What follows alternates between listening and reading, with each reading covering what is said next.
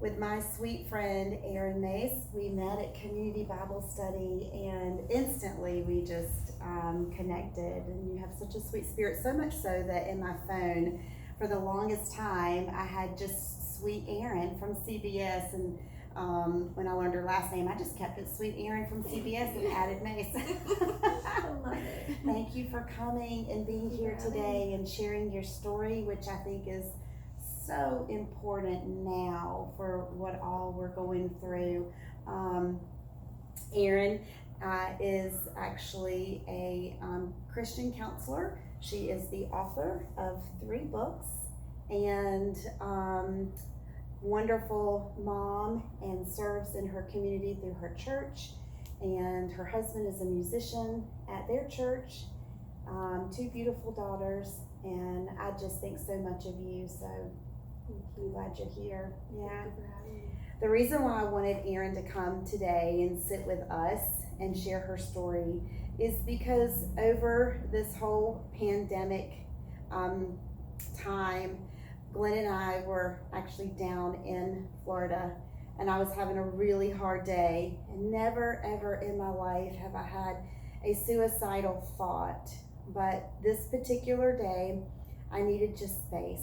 I needed to just get away and spend some time with the Lord. But I had to drive over a bridge, and this thought entered into my mind, and it was, well, you could just end all of this now and just drive the truck off the bridge. And I had one thought that led to another thought. Who would tell Glenn? And then that thought led to all of these other thoughts. And it wasn't until I got across the bridge that I realized that was not God's voice.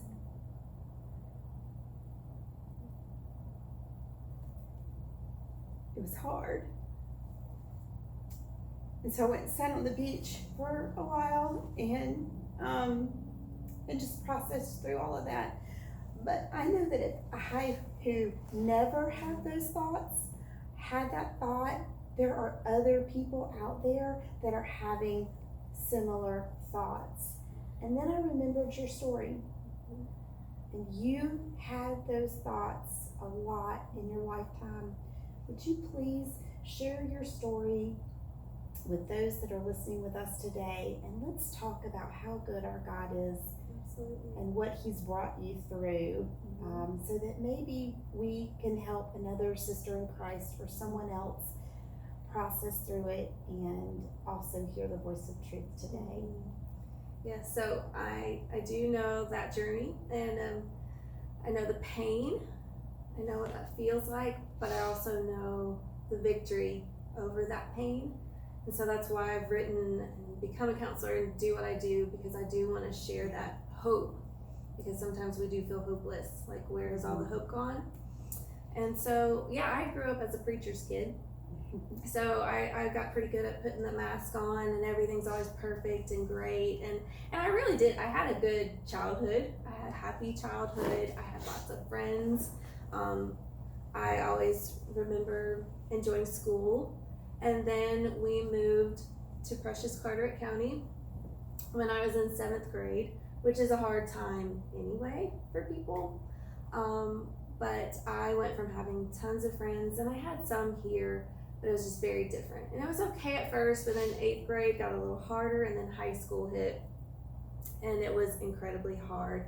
And I faced rejection and bullying that I had never experienced in my life from people that didn't even know me, and were suddenly either just rejecting me or downright saying mean things to me.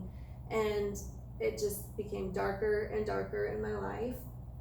And I remember depression hitting so bad that, yes, I remember different times sitting holding the objects that I would use to take my life, and just weeping and sobbing, wanting to just end the pain because it was so painful, and just wondering, why did God even create me? That's my big question in my life, is constantly, why did He even create me? Why did you put me here?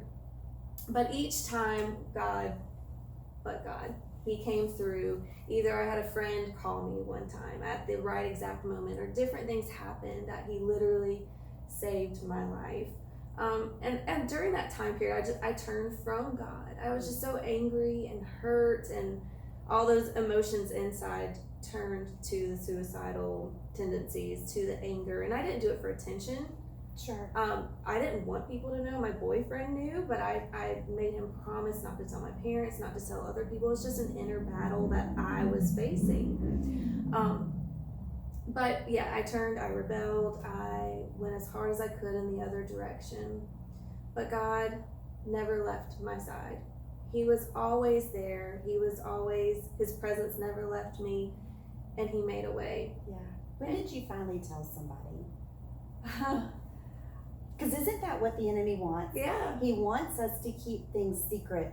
And I know that there is nothing sacred in secret. And once we talk about it. Yeah. As a teenager, I didn't. Yeah. I didn't. And I think there's so many, that's why I reach out so much to the teenager population, because they don't feel like there is anybody. And when I've counseled teenagers, it's even hard in there for them to open up. Yeah. I mean, it's hard to trust people. Oh. Trust is a big trust one for me. Is a hard thing. Big one for me. Yes. Because I've been betrayed so many times. And even in the Christian circle, 100%. You don't know who you can turn to. That's right. And trust. Yeah. And I've heard people even now as an adult saying, well, they just have a mental illness. There's something wrong with them. And I'm like, oh, please, you can't feel safe talking to very many people. Yeah. So even as an adult, there's only few people that I open up to so much. Because Christian people are not always safe people. No. Yeah. Right. No. It took me a long time to grasp that. And that was such a freedom moment for me. So that's a whole nother level of being spiritually healthy, to be a safe person for others. That's what I've tried to do now as an adult, is open up, talking about this, trying to be authentic, trying to tell people I'm having a bad day, I'm having a hard day, I'm failing at things today. Because the majority says, how are you doing? Fine. Oh yeah. I'm good. I'm great. Yes, the plastered smile. Yeah, right. That's almost creepy. And so when that happens with me, with my friends, my next question is, how's your heart?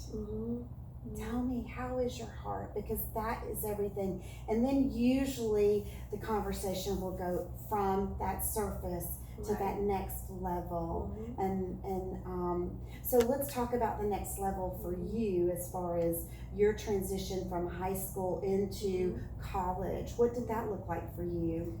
Oh, I got married very young.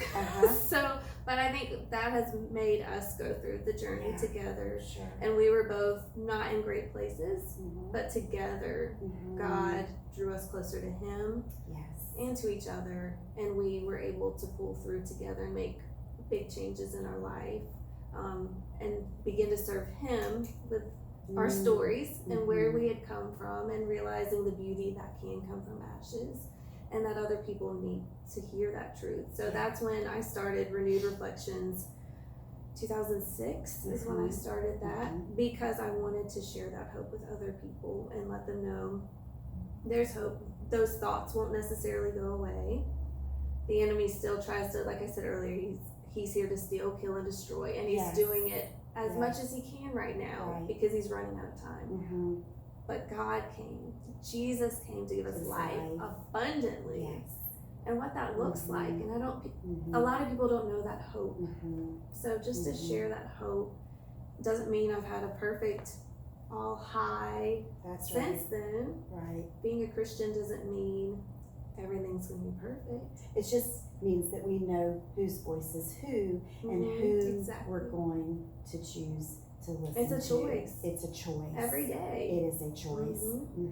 Yeah. And it's a constant battleground. But you learn the tools, and that's what this one's about. You learn the tools to fight. He's given us everything we need. Let's talk about to those be victorious. Because I love cognizant ways to apply things to life. For me, it's been about staying in the Word of God. Absolutely. It is truly the bread of life. It feeds me in ways that nothing else in this world can feed my soul. And then of course my music. I love to worship, and I love all different types of genre music, but Christian music, worship music, that's on go for us in our home all the time. What are some of the tools that you would say you work with? Self-care is huge. It's not selfish. A lot of people say, well, what does that look like? Take time. Oh, for me, it's my bubble bath at the end of the that's day. Awesome. That's I have great. to take time. When Josh gets home from work, that is my time to say, okay, locking the door, going to unwind and breathe. You have to breathe. Yes. We forget to breathe. Yes. I describe it as my mom on a roller coaster with that first drop. I hear her. She goes, and then hold your breath the rest of the way. I'm like, breathe, Mom, breathe. But we do that in the roller coaster of life. We just hold our breath and we forget to breathe. Yes. So it's making sure you take time. And even in the small moments, slowing down. Just breathe. Say Jesus' name. Remember to relax. I talk about progressive muscle relaxation, which sounds all kooky, but it's just learning how to relax your muscles when you're tense, because we get so tense. But it's all... And it is a practice. The guy who came up with that lived into his late 90s, and they said it's because he learned how to be relaxed, because you have to recognize when there's tension. You have to recognize when there's stuff that's not right, because I think a lot of times we brush things under the rug and don't want to deal with it. Either it's too scary, it's you don't have time for it, whatever it might be. But to be honest with ourselves is the first step, to be authentic with us and say, okay, there is something wrong, there's tension here, there's distress, anxiety, because what we deal with is surface. We're such surface people that we just want to clean up the surface when we see things happen instead of going to the root. And so, but surface things, even anger, is just a way of our bodies, our minds telling us there's something underneath that needs to be dealt with. So you've got to stop and be brave enough to confront it and deal with it. I love that analogy of the surface and the root, and because I'm a digger girl, and I'm always going to the Lord and saying, please dig up anything in me that does not glorify you. And I'm going to do that until I take my last breath here, because there's a lot of stuff down there. We have to go to him and be willing to accept what he reveals to us and let him do the work. And in that, don't you think that the anxiety lightens a little bit, the peace of God comes in, absolutely. The darkness dissolves, the lightness like one leaves and the other comes in. The biggest root, I say, is fear. Like if you can get to fear, I think it feeds so many other things. And so that's where the anxiety comes from. We have this inner fear of whatever it may be. If we get down to the root of it, a lot of times it's fear. And fear does not come from God. That's right. So it's not just weed eating it, as I say, because those weeds will pop back up. You have to dig it up from the root. But then the biggest part I say is you have to replace it. Or it's going to come back. So you have to replace it with God's truth. And that's the only thing. And then his beauty can grow in the place of that fear. That's so good. That is so good. And so, Erin, you wrote your first book when? Oh gosh, when did that one? So Nicole was when, after I had Nicole, so it had been about 5 years ago. Okay. All right. And that first book, let's talk about that. That's what we're talking about. It's Fields of the Heart, because that's where everyth's taking place. And the heart is our mind, soul, understanding, everything.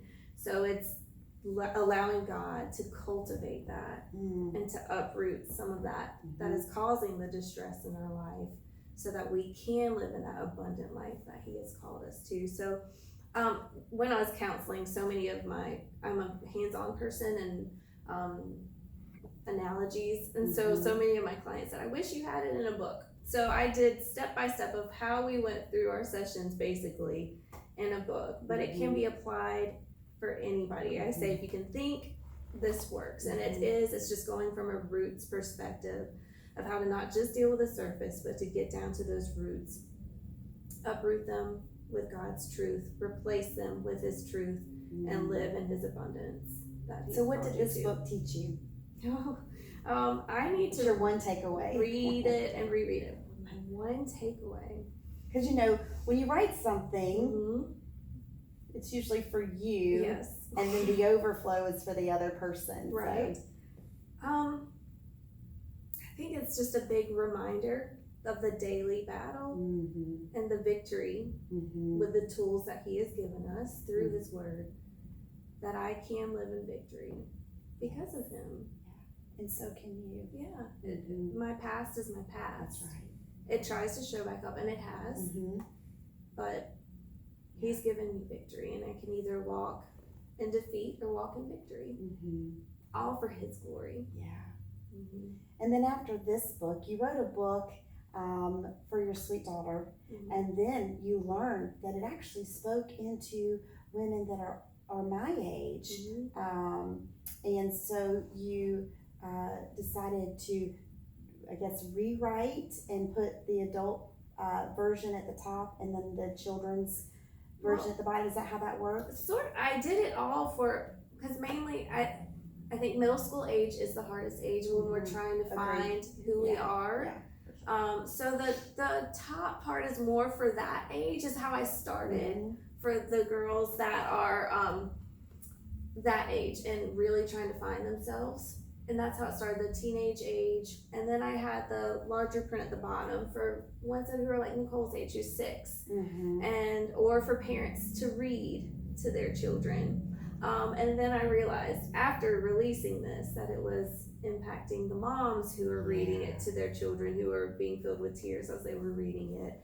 I've had a mom who gave it to her college student who was going off to college for the first time. I just heard from another teenager who read it, and she said tears filled her eyes. So I think we all need the reminder that we were created for a purpose and with love. Like I said, I've asked so many times, why did you create me? Why am I here? And that's what this is about. My 6-year-old has struggled with, she's very unique. She is who she is. I love her. I see God's light shining in her in unique ways. But I found her already when she'd go to school, coming home, talking like other kids or trying to act like other kids. And like, be you. Be who God created you to be. Yeah. But we all need that reminder, because we tend to, what's the trend? Right. What are people doing? How am I supposed to look? How am I supposed to act? Be you. God created you uniquely for a reason. Yeah. He needs you to be you. Yeah. And so that's what this is about. And it's when the king thought of you, because the moment he thought of you, he had love in his heart and excitement, and he wanted to start planning and designing you just like this. And he got to work and planned you for a specific purpose and a reason, and gave you specific gifts to fulfill what he needs you to do.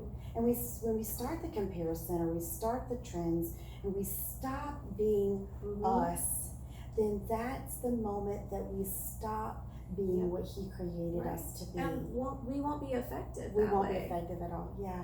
Boy, I learned that way late in life, my friend. Thank you for writing that book. That's beautiful. And then you just finished, a 31-day devotion book? Yes, that's this one, Erase and Replace. I did that before COVID came, but I think we need this right now during this pandemic. It's about erasing worry and replacing it with peace. And so it's a 31-day, just brief. Here's our little dogs that we had. Brief devotions with scripture, but then I also have a place for notes, or if you want to draw or write what you're worried about, and then literally erase it and replace it with God's truth. Write down his truth. Just that is great. A way to literally, I'm a hands-on person, so to literally do that and see it being erased and then replacing it with God's truth, because like you said, it's a practice. Right. So at first, it may not click, but by the end of the 31 days, I'm hoping that it will become more of a reality, and like, okay, yes. That's incredible. I am thinking about my journey, and I'm thinking about how there was a time in a season where I would always think about my failures. I'd always think about my mistakes. I would always think about, just those things that were not good. But the more I spent time with the Lord, the more I let his truth sink into me, the less I thought about those things. So it's kind of the same concept, because he does erase those things That's beautiful. Because he doesn't see that in us. We do. We do. And so to renew our reflections, to see ourselves, our lives through his eyes. Yeah. And what he sees. Well, I see God's light in you. I saw it the first time I met you, and I thank you so much for coming and sharing your heart with us. If by chance someone is watching this and they do not feel right now that life is worth living, and they feel like they've lost all hope, would you speak into them right now for us? And I have too during this. I've dealt with the depression before, but also I've had postpartum depression and anxiety after both of my kids. And like I said, you learn how to deal with it, but those thoughts still come back. And then during this quarantine, there have been days where it is harder than others and everything crashes on you. You feel the weight of the world on your shoulders. And I've had meltdowns. I think we've all probably had meltdowns during all of this. But to know that this is all temporary, it will all pass, it will, and it sounds cliche, but to really keep your mind transitioned to looking at the future and to looking at Jesus. Turn your eyes upon Jesus. And it is that practice to know, to tell yourself it's okay because he is with me. And if he is with me, I can get through anything. I am not alone. You are not alone. He is with you and he loves you and he has a purpose for your life. And if you keep that in mind and know that there's a purpose for everything and he will turn all things for good because he's always working for our good. God never stops working for your good. He has a purpose for this and he will bring you through. And just keep your eyes on him. Yeah. He's holding you, and it's okay. It is okay to have those meltdowns. Yeah. I think a lot of people permission to do that at times. Yes, I think a lot of people think something's wrong, or I've got to hold it all together. We can drop the ball. Sure. We are human, and I think it's a good reminder for all of us that we need Jesus. In those moments to crumble and say, I can't do this on my own. And that's okay. We weren't intended to. That's right. And not only do we need Jesus, but we need each other. Yes. And so I'm just going to continue with what Erin shared to say that if you are struggling today, I know there is someone in your life that you can see God's light. He provides that for every one of us.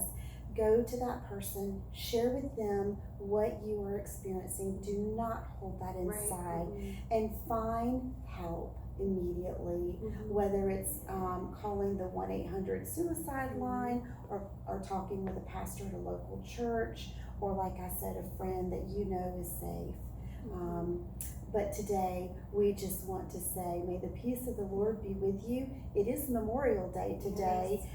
Thank you to everyone that is a military family that has folks that serve through the military, but also to those we have lost during service so that we can live a life of freedom here. And I sure am grateful to live in the USA. So thank you, friend.